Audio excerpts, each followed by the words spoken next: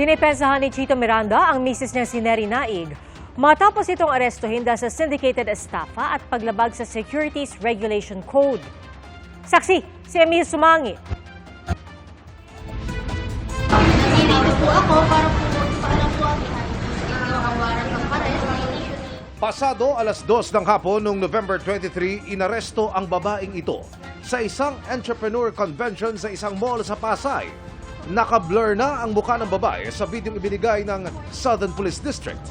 Sa Facebook post ng SPD, tinawag nilang alias Erin, ang 41 taong gulang na aktres at negosyante. Kinumpirma ng Bureau of Jail Management and Penology o BJMP, ang inaresto'y si Neri Naig Miranda, na kilalang social media influencer at asawa ni parokya ni Edgar frontman Chito Miranda.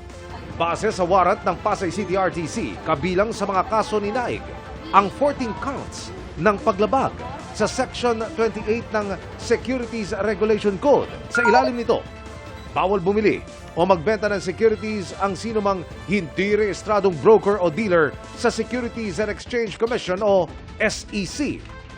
Dalawa po yung sinerve sa kanya na warrant. Security Regulations Code, regarding po ito doon sa pag-regulate ng ating mga business, tsaka po isa yung syndicated estafa.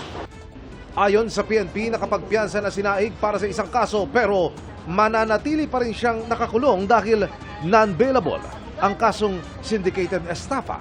Sa ngayon po na turnover na po natin sa BJMP kaninang 12:12 PM, so wala na po siya sa PNP. Ayon sa BJMP, inilipat na si Naig sa Pasay City Jail Female Dormitory. Sa isang Facebook post, sinabi ng asawa ni Naig na si Chito Miranda na kahit misay hindi nanloko o lalamang sa kapwa ang kanyang misis. Hindi pa rin daw siya kumuha o nanghihingi ng pera kahit kanino man. Ayon kay Miranda, endorser lamang umano si Naig at ginamit umano ang kanyang mukha para makakuha ng investors. Kinasuhan daw siya ng mga biktima. Bigla na lamang din daw siyang inaresto kahit hindi siya binigyan ng notice na may bagong reklamo laban sa kanya at hindi na niya naipagtanggol ang kanyang sarili. Wala raw nakuhang sulat mula sa prosecutor o subpoena. Na-dismiss na rin daw ang mga naunang kahalintulad na kaso na inihain laban kay Naig. Umaasa si Miranda na madidismiss din ang kasong ito.